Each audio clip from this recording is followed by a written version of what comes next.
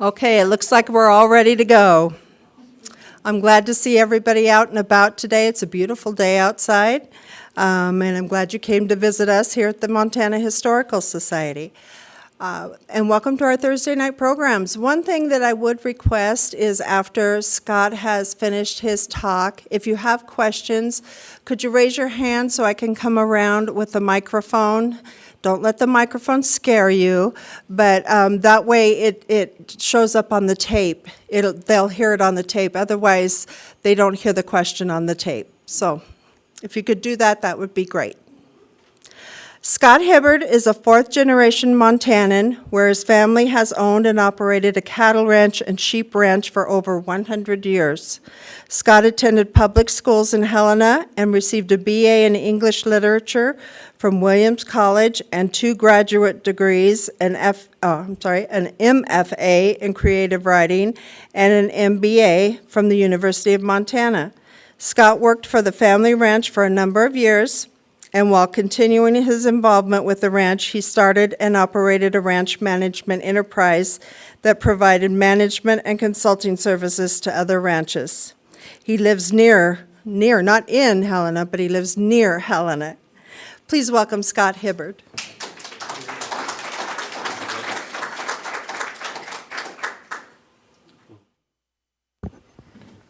I'll try to not stray too far from the microphone. Just holler at me if I do. Anyway, thank you all for coming. It's a privilege to have an audience like this in this venue, this historic area, this historic spot that's hosted so many outstanding speakers over the years.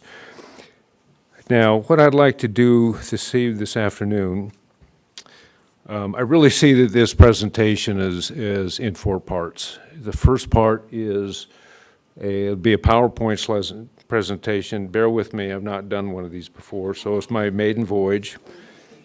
I'm told that the right button advances the slides, the left button backs them up, the top button is the pointer, and the middle button is trouble. So if I forget, you might need to remind me of that. You'll have to start over. Yeah, that's right.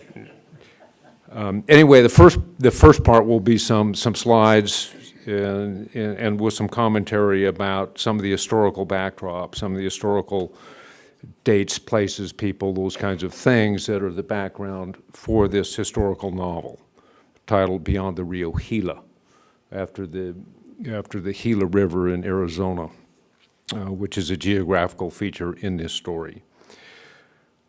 Second part would be about some comments about historical fiction. That's what this is, historical novel, and the process of writing historical novel. Third part, time permitting, I would like to do a short reading from here to demonstrate some of what I'm trying to do in showing history in a fictional format. And then, of course, question and answers. Okay.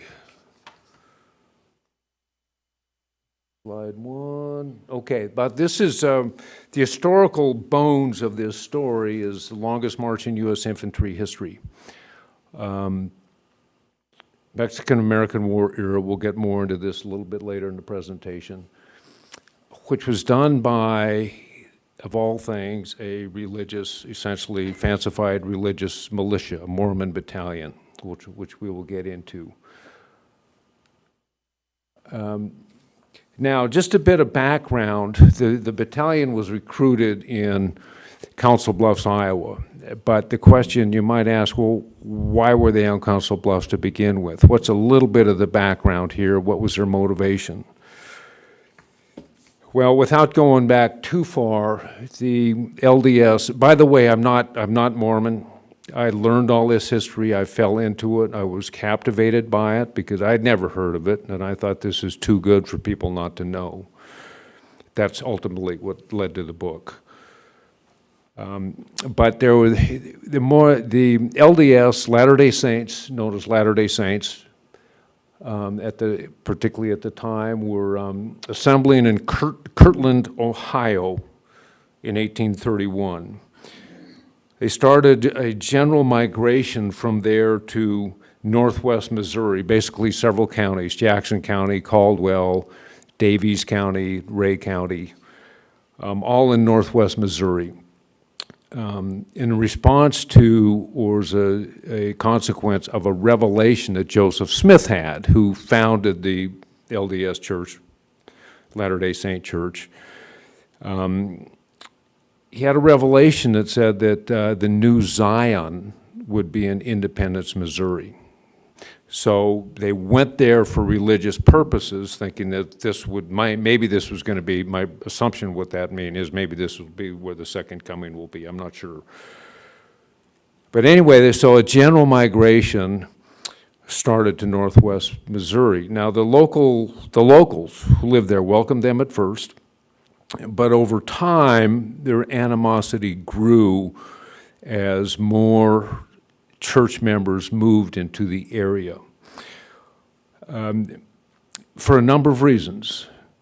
One was they were an economic power, but they tended to trade amongst their church members to the exclusion of some local businesses and communities.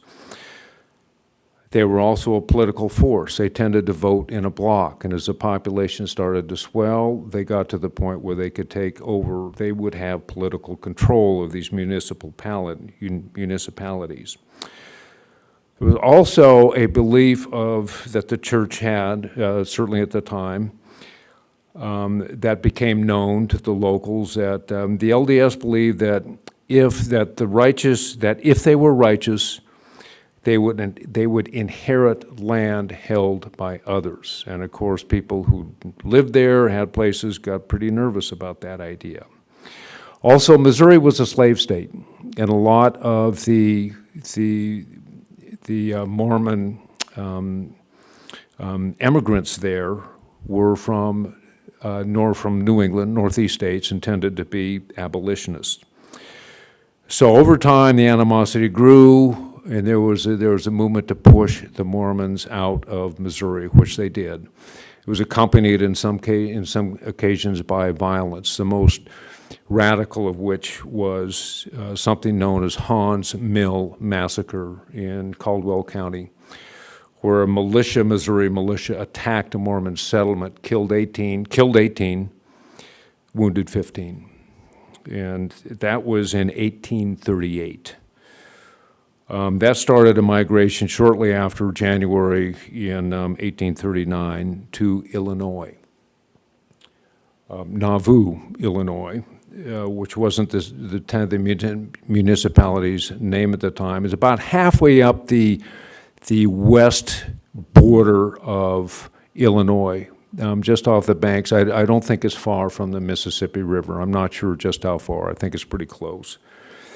But the church bought a tract of land that had been platted for a town to be named Commerce. They bought basically a vacant plat, a few buildings there, a few residents. They bought the surrounding properties and started to build a city which they called Nauvoo, which is Hebrew for beautiful or place or beautiful place. Now, this is it grew to be pretty significant. It became the largest business district north of St. Louis in the 1840s. And the LDS were active there 1839 through 1846, primarily, about 7 years. From that time, it started with just a few immigrants. It grew to a population of about 20,000 people, which rivaled the size of Chicago. So it was a force to be reckoned with. So it was you could almost hit the reset button, what they went through in Missouri. Economic power, which tended to clan together, political power. There were rumors that these Mormons were polygamists. That didn't become official, that wasn't released as official church doctrine until 1852. But there were rumors to that effect. Now what precipitated their departure from Nauvoo, local animosity was growing. They were getting a situation that they were facing in Missouri, and they started to have some church infighting. One of the senior members or apostles or officers within the church split from the church, split from Joseph Smith, established a printing press. I'm not sure if he had the printing press before there or established it, but was with the intent to publish a newspaper that was critical of the church and Joseph Smith. Joseph Smith didn't like that, so he summoned the Nauvoo militia, called them Nauvoo Legion, and they destroyed the printing press. The Illinois authorities arrested Joseph Smith for that. They jailed him in Carthage, and the jail was assaulted by a mob, and he was killed along with some others, martyred basically. That was in 1844. So it grew from there. More violence ensued. Eventually, the Mormons started vacating the city in the winter of 1846 to migrate someplace west. They didn't know where, but they were going to get west of the United States, which would have been west of the Missouri River at that time. So that takes us up to, that coincided with the Mexican-American War. Whoops, wrong button, we're going there anyway. Mexican-American War, 1846. And now the Mormons started a migration across Iowa, and had essentially wintered in Council Bluffs, which is essentially across the Missouri from Omaha. Now, Brigham Young, he basically became the leader of the church after following the death of Joseph Smith. He was the president of the Quorum of 12 Apostles, which is basically the governing body, like the board. Eventually, he became the second president of the Church of Jesus Christ of Latter-day Saints in 1847. I think that was 1847.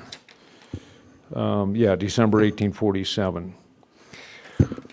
Now, the question might arise, well, why would the Mormons agree to basically enlisting a number of their able-bodied people in the service of in the Army, in the service of the United States government, a government that they felt had persecuted them? Number of reasons. One, they were at that present time and in their migration west, they were on Indian lands, and by treaty they weren't supposed to be there. Indian lands being the Potawatomi and Omaha tribes, or probably some others in there. It will also allow the church to transport 500 of their able-bodied men to the West Coast. Now, remember, they don't know where they're going yet. They don't know they're going to end up in the Salt Lake Valley. California was a possibility. Other places in the West could be as well. It'd also be anybody who enlisted would be put on the Army payroll of $7 per month for private, going all the way up to $40 per month for captain, which would fund the LDS migration. Now, this ended up contributing about $30,000 to the church, which was a huge number in those days, and basically it was a financial windfall for the church, which allowed them eventually to migrate a lot of their members to Salt Lake. It would also allow the Mormons to demonstrate allegiance to the U.S. They were seen as other. This would say, well, no, we're not really. We still have allegiance to the Constitution, and you should value us as Americans. Also, at the end of their term of 1 year enlistment, they would retain their firearms, or their government-issued firearms, which would help arm a militia for any future needs. Now, on the other side of the events here is President James K. Polk, 11th President of the United States. 1845 to 1849.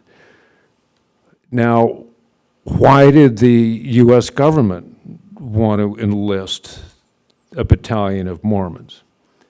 Really, a number of reasons, but two primary ones. One was, this was a big one, to secure the allegiance of the Latter-day Saints to the U.S. Now, Great Britain was active in the Pacific Northwest, and were making a play, potentially, for lands in the Pacific Northwest.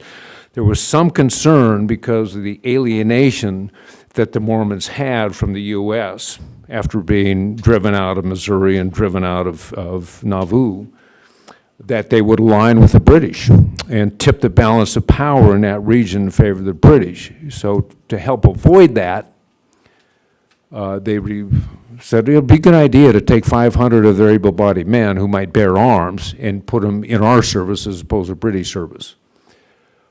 The other reason was that California was in play. The U.S. wanted it, Mexico didn't want to give it up, so there was war going on there. And the LDS were closer than any U.S. regular troops to California. The rest were in the East Coast. So logistically, it made sense. Okay, now, what they recruited, 500 able-bodied men. Now, able-bodied to be, of course, able-bodied in good health, age 18 to 45.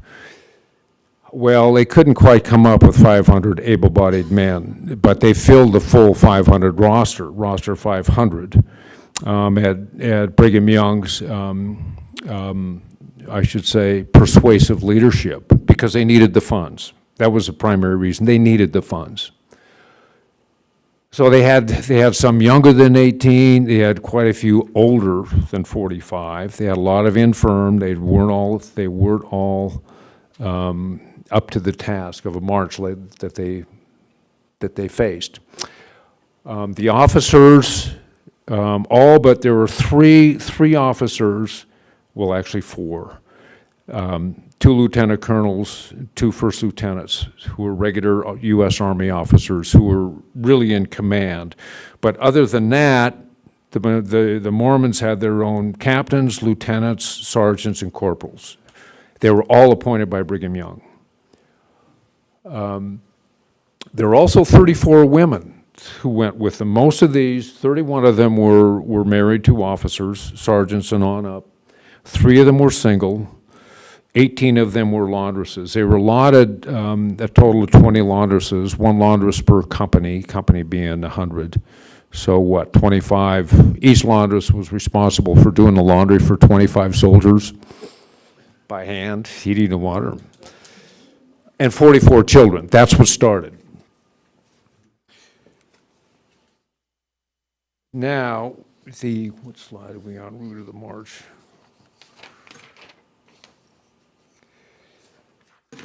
So the march was basically 1,900 miles. Well, I've seen both figures. Call it 2,000 plus or minus 100. Council Bluffs to San Diego. The route, they started up here, Council Bluffs, went down to Fort Leavenworth, where they were outfitted with muskets and some military accoutrements like bayonets and ammunition boxes and knapsacks, not uniforms. They did not have uniforms. Baldricks, which are these cross belts, white cross belts. Then, after being outfitted, whoops, sorry, wrong button, left Fort Leavenworth on the Santa Fe Trail, marching foot. I mean, there were some wagons that officers could have wagons, some had horses, but most of them marched on foot. Over here on the Arkansas River, it's the Arkansas River, picked up the Cimarron Cutoff. Down here off southwestern Kansas, just a corner of the Oklahoma Panhandle, across the northeastern New Mexico to Santa Fe. I'll call that the first leg of the journey. They had about a 10-day layover in Santa Fe. Took them just under 3 months. The second part of the journey, Santa Fe, down the Rio Grande, way down in the corner here. Of course, they're in Mexican territory up here, Mexico proper down here at the time. This didn't come into the U.S. territory or statehood until after the Gadsden Purchase in 1852. Down here up to Tucson, up here on the Gila River, across to Yuma, basically dipped into Baja, up through this really bleak desert country, San Luis Rey Mission and San Diego, and into San Diego.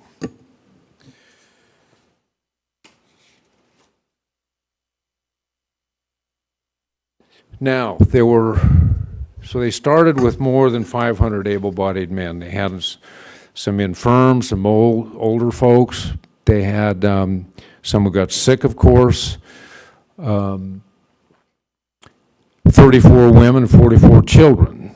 Now, these were basically peeled off on 3 separate occasions. First one being called the Higgins Sick Detachment. I'll refer back to the map here in a minute. 53 total in that one, mixture of men, women, and children. Second one from Santa Fe was dispatched from Santa Fe, 121 in that group. Again, a mixture of men, women, and children, obviously mostly men at 92. The third one was south of Santa Fe on the Rio Grande, sent the last bunch north. They're all sent to Pueblo, Colorado, where they wintered. It's a small establishment there at the time. 15 to 20 deaths, that's total. Most of those happened in the sick detachments. I know one soldier anyway died of disease and was buried on the banks of the Arkansas River. Okay, the sick detachments. The first one was right here, the Higgins Party. They were separated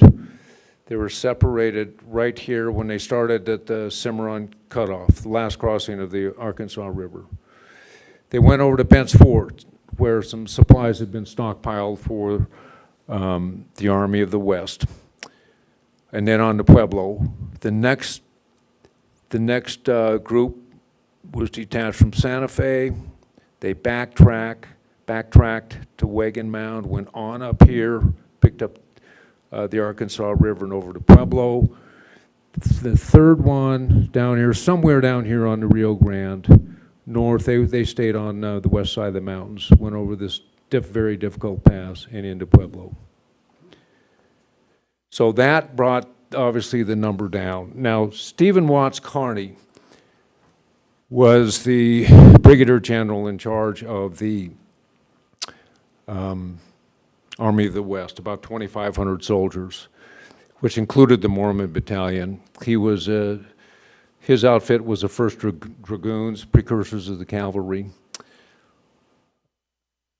Kit Carson is also factors in here. He was actually dispatched he was in California with Fremont, a guide for Fremont's Topographical Corps. Admiral Stockton, who was in charge of U.S. forces in California at the time, had actually taken California from the Mexicans. Nobody knew that. So he sent Kit Carson, sent him to Washington. Well, he said he ordered him to go to Washington, D.C., gave him 60 days to get there from San Diego to Washington, D.C. So by happenstance, he and his party of 15 ran into General Carney's Dragoons. At this point, he's just marching with Carney's marching with 300 Dragoons. He left everybody else in Santa Fe and sent some to Mexico, some down to Mexico, some of his troops down to Mexico. Carney quizzed him about the route they were going to take. He took the same route that Carney intended to take.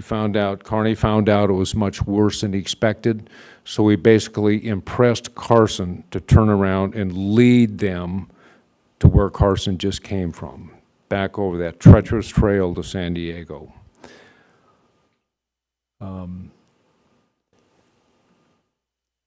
Another figure, interesting figure, Captain Philip St. George Cook. Philip St. George Cook, promoted to lieutenant colonel when he was after Carney got there, or after Kit Carson. Cook was sent to Santa Fe, backtracked to Santa Fe from south on the Rio Grande to take command of the Mormon Battalion, which was due in Santa Fe shortly. The Dragoons were ahead of the Mormon Battalion. You had the United States lieutenant colonel who was leading the battalion had died. He got sick and he died. He'd been ill for some time, evidently, in Fort Leavenworth. So he wanted a capable officer to lead them. So he dispatched Cook to do so, promoted him to lieutenant colonel, sent him back to Santa Fe with instructions to take command of the Mormon Battalion. Now, when Carney and Carson went west, somewhere in here, I'm just going to say it's somewhere in here, I don't know where it is, somewhere on the Rio Grande. They came down here and took this route. This is the way that Carson came over. Headwaters of the Gila River, somewhere up in here in western New Mexico, some really rough, rugged country, which I think now is the Gila wilderness. Across here, and on into San Diego. The only armed altercation they got was at San Pasqual, which is about right here, where they got into a fight with Californios Lancers, and the Dragoons took a pretty good beating. Muskets with wet powder against splendid horsemen with lances, and the lances won. But anyway, let's see here. I'm getting ahead of my notes, just a minute.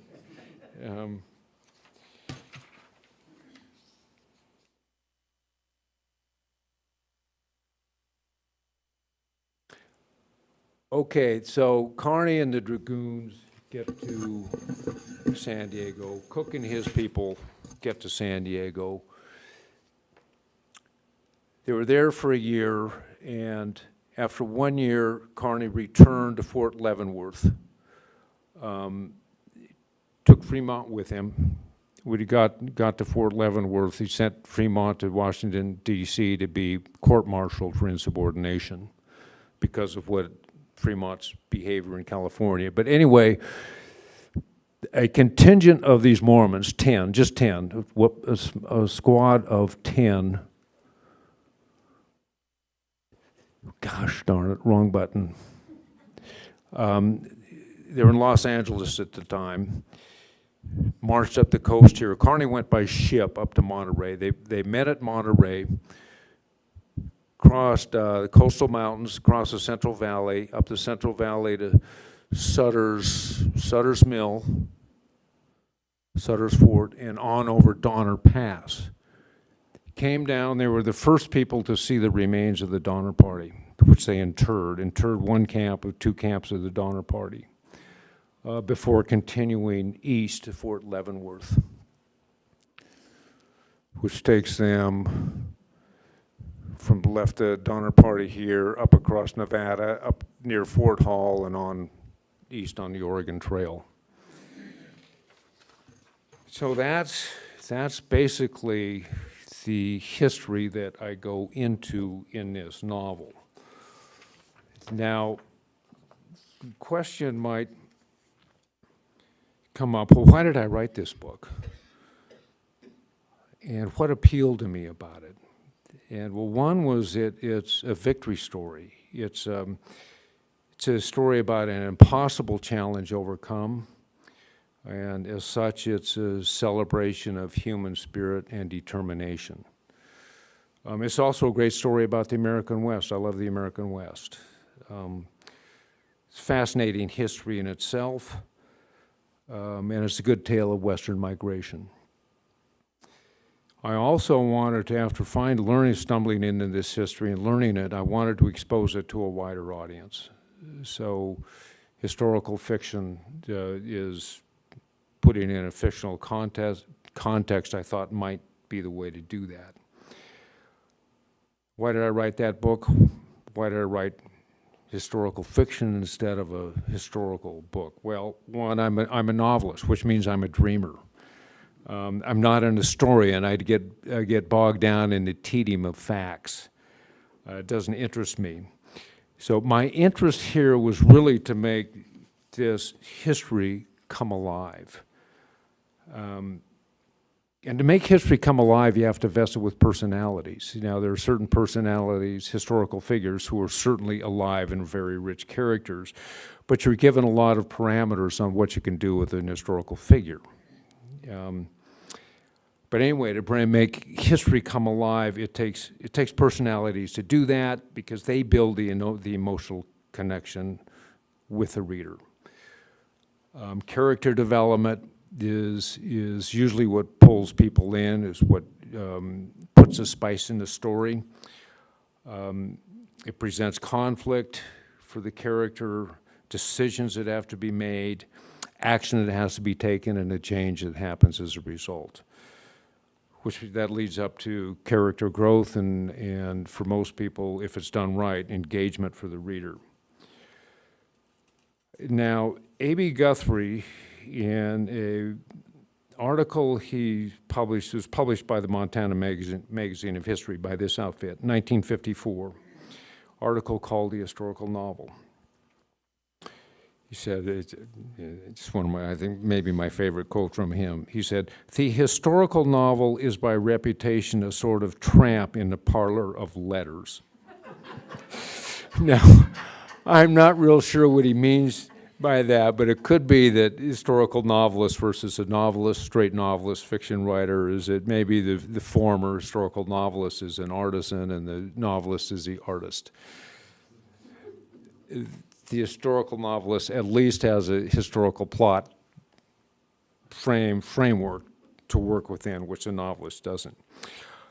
But he talks about bringing history to life in another quote in the same article. He says, "The good historical novels clothe the bones of history with flesh and recreate for us the people, problems, passions, conflicts, and social directions that, in nonfiction treatment, remain dust for too many of us."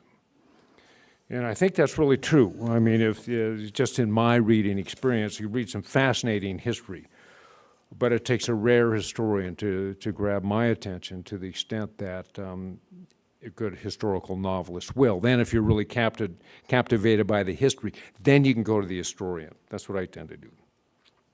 Now, problems with an historical novel. How much history do you as a novelist need to know? How closely do you need to follow it? What liberties can you take with history? How do you keep the facts from interfering with a good story? The challenge is really, for me, to avoid being walled in by history and missing a bigger or broader and deeper story while remaining true to the history. Amor Towles, who just spoke here a few days ago, one of the things he said, his novels are set in more of a recent past, but nonetheless the past. He says he writes the first draft first. He'll write that first, and then he does the research. The reason he does that is to avoid the clunkiness of history. Now, the goal for me is authenticity. I don't think you can violate the history and be authentic, especially with non-fictional characters, historical figures. You can bring those characters to life through some imagined conversations, but to do so, you have to be informed about who that person was, and that's not that hard to do when there's a good record left by or about those people or from those people.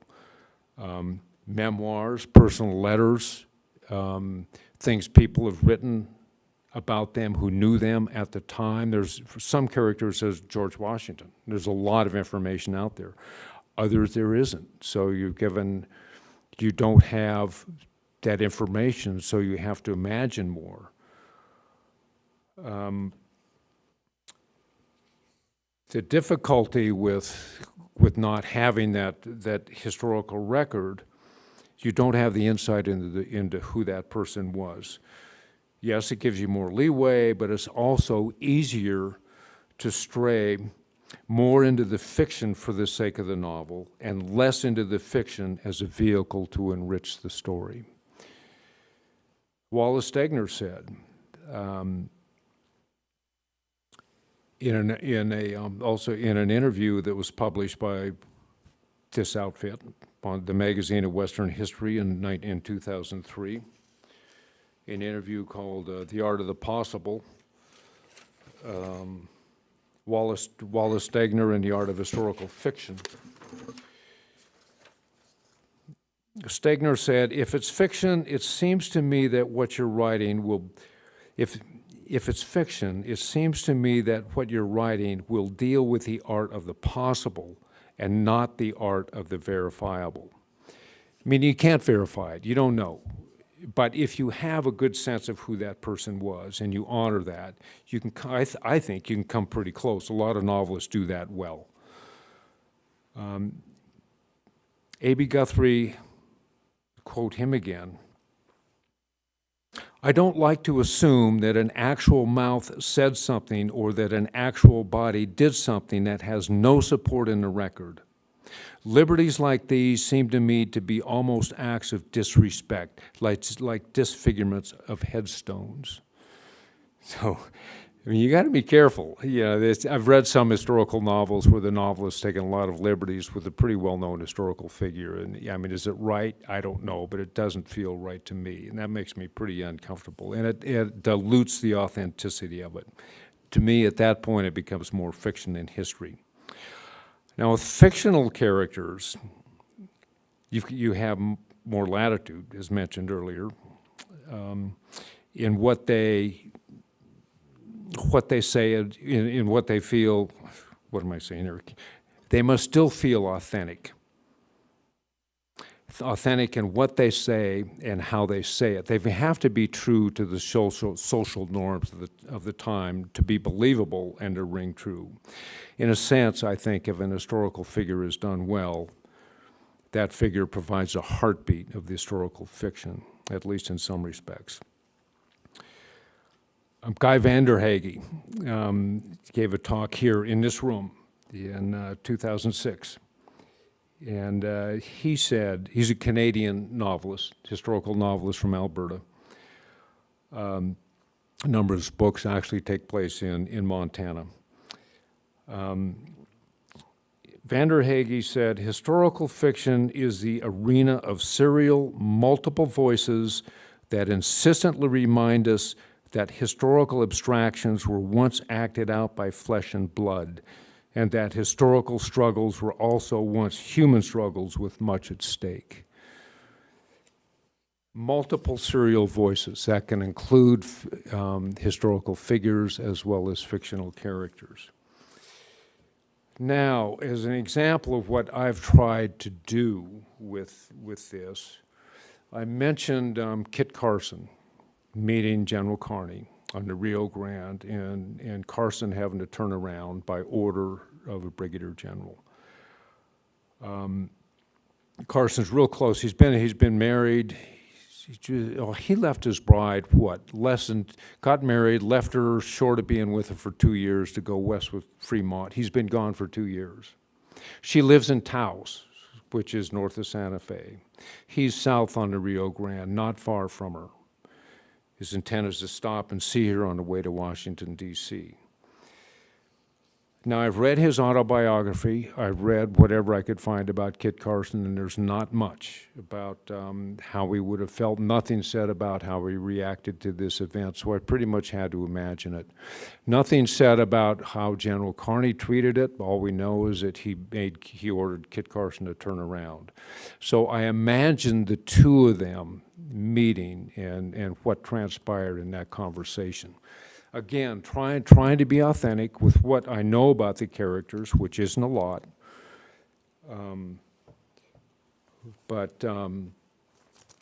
trying to capture their voices, trying to capture the concerns of the time, and decisions they had to make. General Carney took Kit Carson aside. "You've just covered the route we intend to take. I have 300 dragoons with mules, horses, and wagons. What may we expect?" Carson said, "The Gila Trail is no trail at all. Up or down, steep, hard-boned and rocky, sparse water, damn little feed. Just enough to starve a goat." A faint smile came and faded. "Wore out 34 mules, left them where they quit." That is a historical fact. Wore out 34 mules. "You didn't fare much better," Carney said. "You could use rest and food." "I'll get a day in Taos where my bride lives. Married in 43, left in 44 to scout for Fremont. 2 years since I seen her, damn near." A hint of a smile brightened his eye. "She don't know I'm here." A wind picked up, and they moved to an arroyo for relief from the grit it carried. They sat down, faced each other across a dry and narrow watercourse. "Should have stood put," Carson said. "Let that wind peel the dust off me." "From what you've told us, the journey is more difficult than we expected," Carney said. "We pushed harder than you'll have to, but the country, she's a little rough." Carson looked at the supply train. "Them wagons won't make it, horses neither. Trade them wagons for pack saddles, them horses for mules, if he can't get you any." "Have you a map with detailed notes?" "It would be most helpful, essential I should say, to know where the water and grass is, not to mention the so-called trail. We should know where we can expect to find Indians, which tribe is where, and the disposition of each, and where we might find the mules you left. We need to know where the fords are, especially at the Rio Colorado. And once we ford the Colorado and enter the desert, we need to know where water may be found." Carson tapped his temple. "I see. On whose orders do you act?" "Captain Fremont." "Captain Fremont," General Carney said. "And the purpose of your journey is to deliver dispatches to President Polk, apprising him of the situation in California?" "Yes, sir. I give my word to it." "It does not require a man of your experience to find his way to Washington City from where we stand, but it does require a man of your experience to reach the California coast from here. This is particularly true since your knowledge of the route is current." "What are you saying, General?" "It need not be you who delivers a message to the President. Your skills can be better employed as guide to the First Dragoons." "I give my word to Fremont, General." "You are a commissioned lieutenant, are you not?" "Temporary. Fremont done it. I got my orders." "Captain Fremont of the Topographical Corps. I am a brigadier general and commander of the Army of the West." General Carney paused. "To be crass about it, I outrank him." "When I give my word, I don't quit it like pledging my firstborn, if ever I get a chance to get one." Carson looked north toward Taos and did not smile. "Look," Carney said, "I'd like you to recognize the merit in my request and agree that you can serve a greater good." The two men looked each other straight on. "I understand the disappointment this brings to you. I expect you were given this assignment in part due to your extraordinary service under Captain Fremont." "Never seen the East, General." Carney nodded. "Only a select few are given audience with the President. You've been accorded a great privilege and distinguished honor, but a keener purpose demands your attention." "Last seen my bride 2 years ago. Gone from her twice as long as I've been with her." Carson looked toward Taos. 4 or 5 days away now.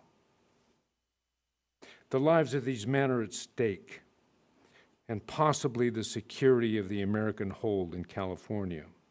Do you understand the importance of your service to this march?"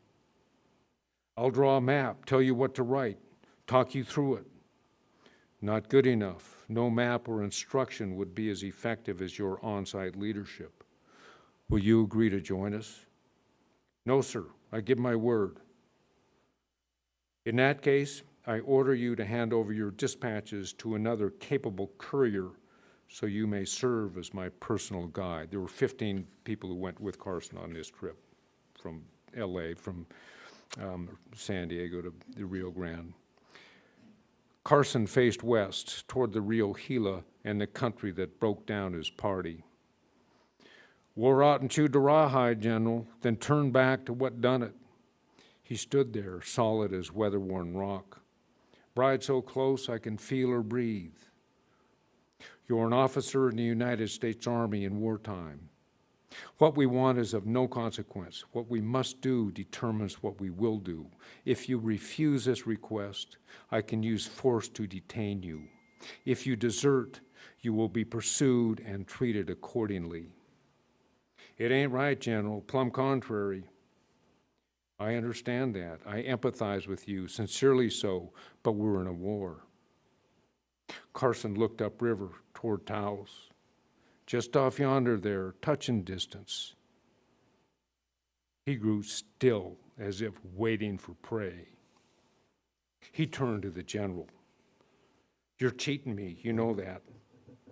It's a matter of necessity, not a question of fairness. I apologize. Carson shook his head. You wouldn't find me, General, if I put my mind to it. Okay, well, any questions? I'm ready.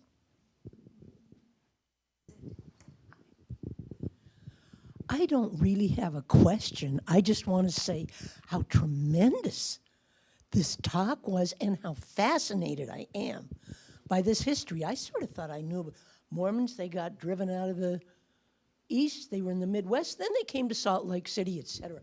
This is amazing and wonderful.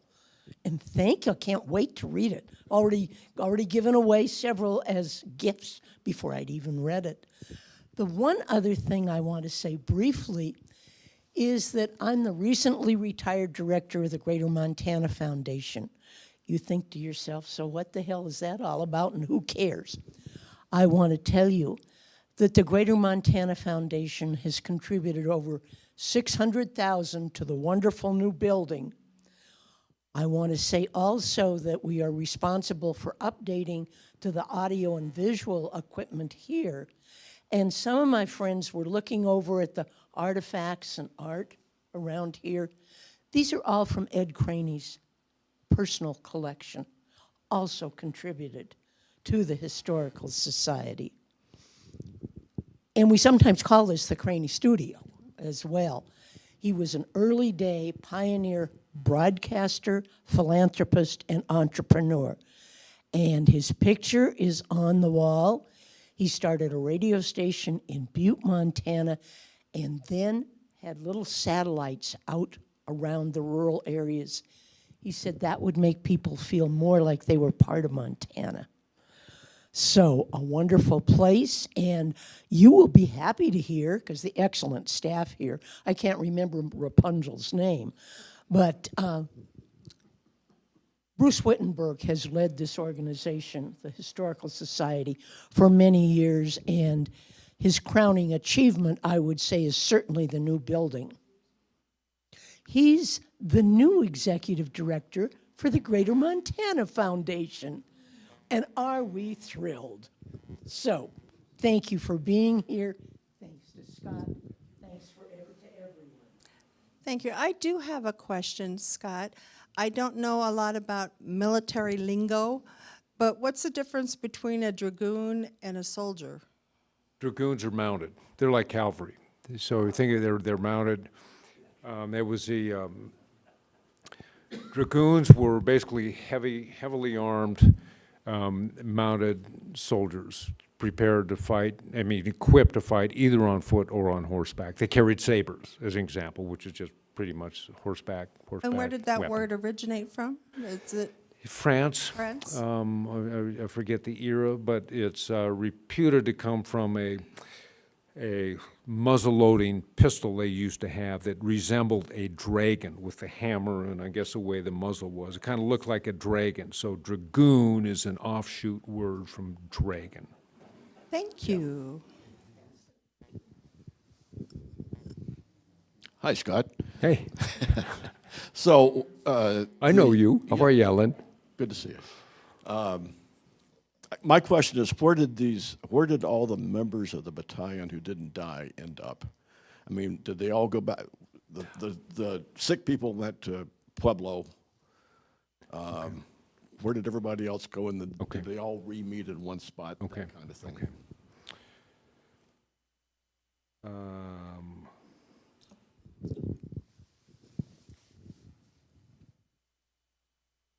This map doesn't show it, but of the first of all, of the 500 able-bodied enlistment number, 335 made it to San Diego. The others were dispatched to in one of the 6 detachments.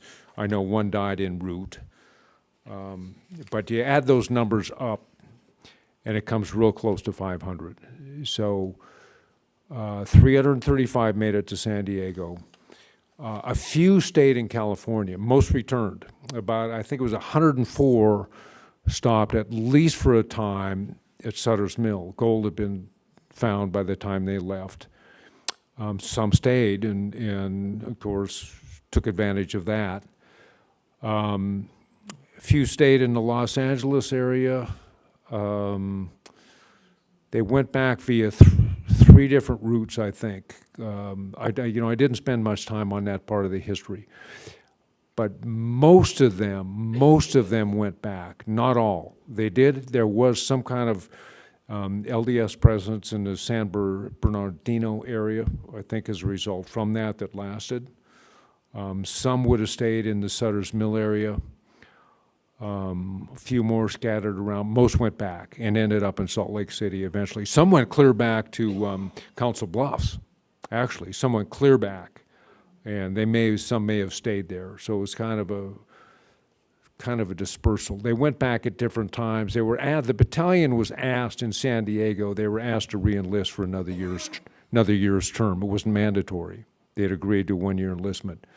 A few did that and stayed. A few, I don't know what those numbers are. I didn't get into that part of the research here, but some stayed, re-enlisted, and stayed for another year. Okay.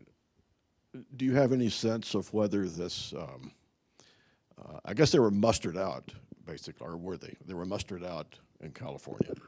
And as to what form this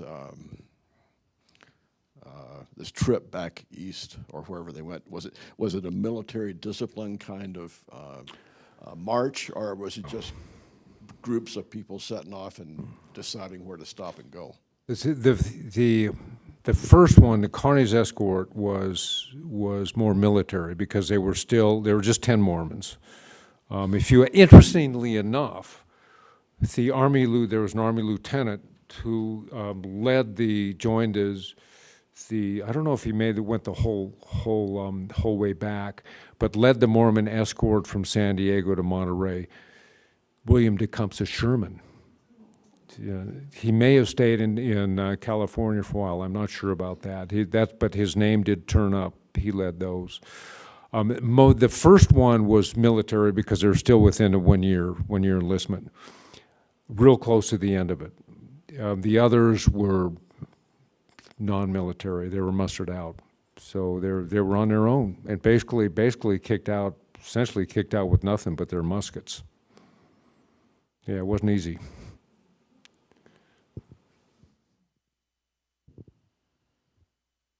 Okay. You must have covered it very well. Well, it's good because we're about at the end of our hour anyway. Yeah, So we are. Well, thank you very Well, much, thank you, Scott. Deb. It was a Thank pleasure you. having you here. thank you.